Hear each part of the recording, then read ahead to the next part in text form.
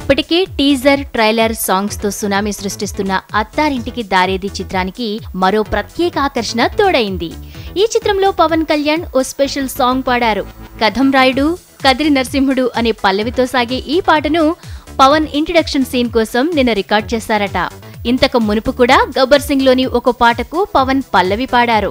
అదేవిధంగా అత్తారింటికి దారేది చిత్రంలో కూడా పవన్ చేత పాట పాడించాలన్న త్రివిక్రమ్ ఆలోచనకు దేవిశ్రీ ప్రసాద్ వంత పాడడంతో సదరు పాటను ఒకే ఒక్క రోజులో కంపోజ్ చేసి అదే రోజున పవన్ చేత ఆలపించడం జరిగింది. మరి అత్తారింట్లో అల్లుడు గారి గానా భజానా ప్రేక్షకులను ఏ మేరకు అలరిస్తుందో తెలియాలంటే ఆగస్టు 7 వరకు ఆగాల్సిందే.